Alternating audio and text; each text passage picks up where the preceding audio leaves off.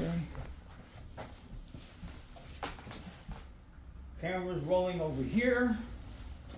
Camera's rolling.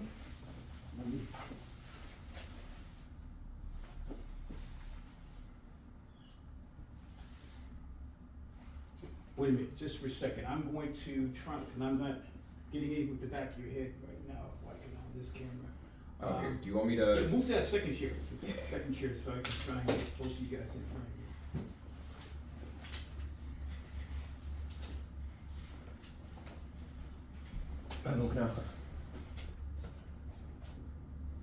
Yep.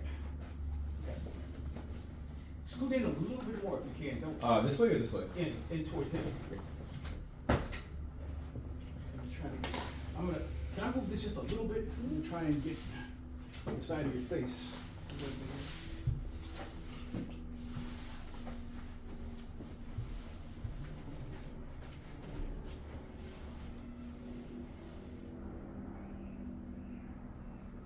Okay. Cameras are rolling. Perfect. Are we ready to begin? Ready to go? Hey, so Brandon, it's a pleasure to speak with you today. Brandon, it's a pleasure speaking with you today. For those of us who aren't aware of what you do for our community, would you like to give us a little bit about your background and what you do? Sure. I don't do anything at all. That's my favorite line, but it's actually true. So I am currently the president of the Pasadena NAACP branch, and I literally been in this position for the past 7 days. I ran last year and had to wait for the whole process to get started. And 20 something days ago now, we had a fire, and during that fire, it pushed everything up. And so 5 days ago, 7 days ago, I've been in this position. But what led me to this position is actually my grandparents who are pastors in the city of Pasadena. They've had a church since 1977, and my grandmother was really focused on number one, loving everybody unconditionally, but number two, believing that everybody deserves not only second, third, fourth, and fifth chances, but understanding that we're better together as a community. And so she's really is what got me involved in community service and getting involved in such things in my community, right? It literally started as me being a part of youth council for the city of Pasadena, and then being a youth ambassador for the city of Pasadena, and then working for the city of Pasadena. And then in school, I actually had to change my schools from Johnny High School to Opportunities for Learning. At that point, it was a private charter school, and then it turned to a public charter school. But when I went there, I had to change schools because I actually started traveling with Dr. Maya Angelou, doing some speaking engagement with her on tour, and Hill Harper and people of that nature. So that's really where like my community service started coming in at. And then I started seeing, the older I got, I started seeing some of the inequities within our community. So I got a lot more involved the older that I got. Nice. And what changes are you trying to see within your own community now that you have taken over this position? What are you aiming for? What are some of your goals? Yeah, so one of my biggest goals is bringing in more young people within the NAACP. NAACP has been established for a very long time. This branch alone has been in existence for over 100 years. So I believe this was the 5th branch in the United States that was created of the NAACP. It's sad also to say that with us being one of the longest standing branches in the NAACP, I'm 32 years old and I'm probably one of the youngest people that we have, which is a sad thing, right? Which is why I ran, because I believe if we're gonna have longevity in the fight, then we have to make sure that we have multi-generations that's a part of this fight, that's a part of the conversation, that have seats at the table, right? And so I think that's most important for me, is making sure that people that look like me and you have a seat at the table, and that it's multi-generational, because that's how we push the marker forward every single time. So that's one of the things that I'm focused on is making sure that we create that that change within our community through our branch. The second thing is increase in jobs, not only just jobs, but good paying jobs, right? Economics is big for our community. And so we understand that there's a big population of African Americans who have lost their homes because of this fire. They did not lose their land, they just lost their home, right? But within that, we also understand that this is an opportunity to rebuild. And in order for us to rebuild, it's also going to take a moment for us to give jobs to our community. So this is also a way for us to expand the middle class within the city of Pasadena, Altoona area, right? So tragedy hits, but just because tragedy hits doesn't mean that there's triumph, doesn't mean that there's not going to be triumph after it. And I think that we're going to see a lot of triumph from this. We just got to stick to the course and stay persistent behind everything that we're doing.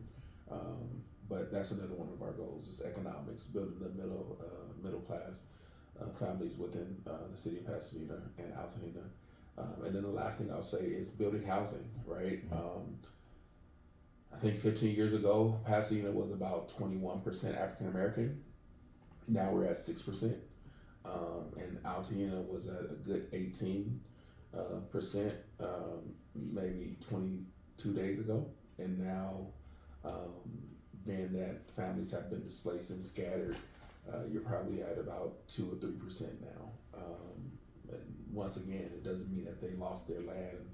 They just don't physically have a home, right? And so we're working to make sure that we bring enough resources and funding to our communities so that our Black population and our brown population can actually rebuild where they are, and so they don't have to worry about trying to figure out somewhere else to go. One of the things that you touched on earlier that really resonated with me was bringing more youth into the NAACP. Somebody like myself with political aspirations, what advice would you give me or somebody in my position to get involved with the NAACP? What can we be doing as youth to showcase, hey, we're politically motivated and would love to help nurture, support, and enrich our communities? Absolutely. So, like I said, I started when I was 14 years old. I became a city commissioner at the age of 22. And I stuck with it, right? City commissioner for the Human Relations Commission. I was chair for that commission twice. And then also within that space of it now, also being a part of the president of the NAACP, but I'm also the vice chair of our rental housing board currently, right? And just at 32. So my biggest advice for young people that want to get into the space or that are in the space is to keep going, man. One of the things about our community, and I always try to tell people the truth, but one of the things about our community that we have a problem with is passing the torch. And I see it over and over again, right? It has happened to me, but there's something about our resilience that has to keep us going because we understand that some people are just stuck in their ways, and it's not about you, it's about them, right? And so if this is what you want to do, stick to it, brother. Get in the game, stick to it, get to know as many people as you possibly can, get involved. If you see initiatives that you want to focus on, like some of the initiatives that I focus on was rent control, right? Making sure that we have rent protections and tenant protections in the city of Pasadena. And because of our city council would not pass it, we actually created an initiative where we gathered over 20,000 signatures to put it on the ballot ourselves. And so we're actually able to put that on the ballot. And now, 2 years later, we have rent control in Pasadena, right? It's also civilian police oversight, right? We were having shootings and beatings of people of color in the city of Pasadena with our Pasadena Police Department. And we got tired of it. And after George Floyd got killed, another young man in the city of Pasadena got murdered by the name of Anthony McLean. And we fought to have a civilian police oversight board. And now today we have a civilian police oversight board, right? And so I just tell you to stick to it, man. It might not be the popular opinion of most, but if you know that it's going to benefit your community, but also it's going to benefit yourself, because you are the future. You're not just the future, but you're the right now as well. And whatever comes from you will also be the future. And so we're creating a society that not only we're going to live in right now, but we're creating a society where our kids is going to live and our grandkids is going to live, right? And so your leadership is needed, your brain is needed, your insight is needed, your imagination is needed, right? All of that is needed. The things that you still haven't conceived of yet, you haven't thought about yet. We need people like you to make sure that those things come, right? And so, whatever your hands feel to do, do it, and don't let nobody. I mean, we hear this cliche, right? Don't let nobody tell you you can't do anything. Literally, don't let nobody tell you you can't do anything. Because if you actually have the zeal to do it, I promise you can do it. Thank you. That's from on behalf of all the youth who are like myself, politically minded and understand today's climate and what the world is shaping up to be. It's powerful to hear that because I feel like there's not a lot of Black leaders where we can go to and have these types of conversations. So for me as the youth, it's something that's truly inspired me. Going back to our initial topic, what's something that we can start doing to start helping with the people who've gone through the devastation of these fires? What can we as a community be doing together to raise more awareness or raise even resources or just come together, and help people out? Yeah, good question. I honestly think awareness is the biggest thing, right? Tragedy hit for us, I think it was January 7th. And then a couple weeks later, Trump came in, right? So one of the things that we're really focusing on is making sure that the eyes of the world is staying on here, staying on what is happening, staying on the devastation of our community, right? And so I think awareness is one of the biggest things. Sharing with your friends on social media. I think also going back and giving out, right? There's a whole bunch of donation drives that are out there. I'm not telling you to start a new donation drive because we don't need no more donation drives, but I'm telling you to go in and get involved with one that's already started, right?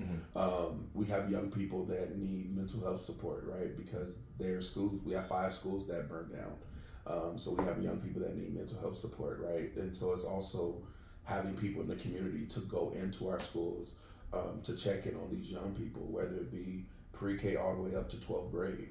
We need people to check on them, right? See how you're doing.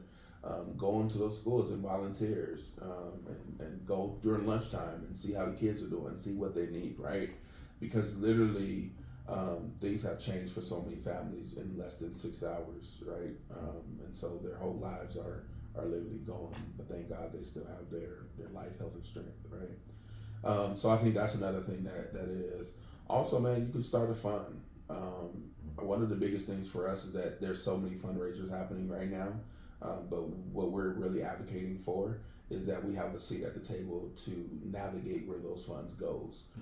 The reason why we say that is because typically if you look at natural disasters in areas such as ours, like for example, Katrina in New Orleans, right? If you go to New Orleans right now, they still have not rebuilt from Katrina. And that's not what we want for our community here, right? We don't want it to be 10, 20 years later, and we're still looking at the same burnt community, right? But we really want to put something in place where we fast track the rebuild of our community. And so those are things that we're focusing on, right? Making sure funding goes to the right places so you can create a fund, and with the funds that you create, and you can say where they go, whether it be to hotel vouchers, whether it be to extending stays for hotels, whether it be to feeding families, whether it be to paying for mental health support for families, whatever it is, man, there's room for everybody to lend a helping hand during this time. What do you think, as people who aren't familiar with this community, what's something that they aren't aware of that's going on? Or, something that, we might be taking for granted here that we're not really thinking about when it comes to the resources that we should be providing to these people affected? Yeah, I think one of the things that we take for granted, and we really, I think people are still in a state of shock right now, number one. But I think one of the things that we really took for granted is the voice, the Black voices that are here, right? At the end of the day, we have a lot of Black families, especially older Black families, where it was generational homes that was passed down to them. My barber, actually, his home was passed down to him from his grandmother. It was actually his grandmother, then his grandmother gave it to his father, then his father gave it to him, and he just got it a year ago, and his home was gone, right? Somebody from my church, she actually bought a house and literally paid for a house in 15 years, and a month after she paid her last payment, her home burned down. Oh. And so you have things of that nature, right?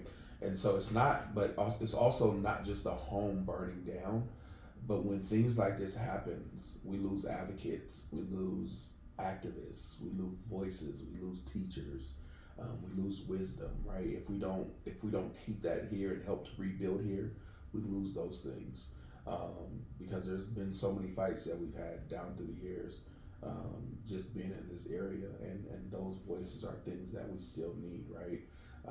And so, most people don't know, but Sidney Poitier, he had a home in Altamira, right? And we have so many people that know Jackie Robinson and the Robinson family are from Pasadena.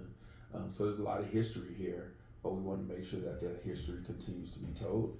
And so I think one of the biggest things for our community that we overlook, especially in our generation, is learning those stories so that we can retell those stories, that they never die.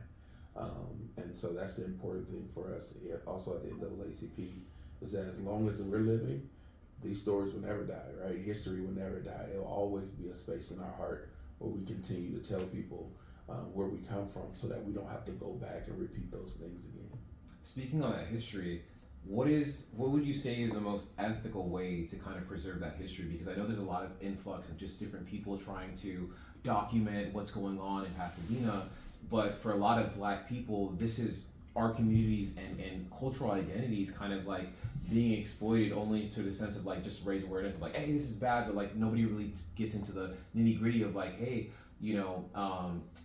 this has such historical impact. This one space means so many things because it's the lineage of so many powerful African Americans living and thriving in these communities, and now they're gone. And it's like, how do we save that and preserve those stories? I think doing what you're doing right now, man, we have to tell our own stories. There's a lot of people out here trying to tell our stories and then water it down to make it fit their narrative. Mm-hmm. And they also water it down to make themselves feel good, or they water it down to make themselves not feel bad for what has happened to our communities. Mm-hmm. And so for people like you and the people that's connected to your net group, man, you guys have to tell the story. I think that's the mandate that we have, to make sure that history stays alive, because I'll give you a little bit more history about Altamira, right? Mm-hmm. We have something right now that we just got back called the 710 stub. And the 710 freeway was actually supposed to start in Pasadena and go all the way through communities to go to the actual 710 freeway, and to take you all the way to Long Beach, right? And in the 1950s, that land was taken away from predominantly Black and Hispanic communities. When that land was taken away from us by eminent domain, there was only two places for Blacks to really go inside of this area. That was Northwest Pasadena, where we are right now, and we actually maybe a couple of blocks away from the 710 stub. It's about 50 to 60 acres of land. So Northwest Pasadena, which is here and up closer, and then also North Altadena, Northwest Altadena, which is where you see a big block of that African American community of those homes that was burned down, right?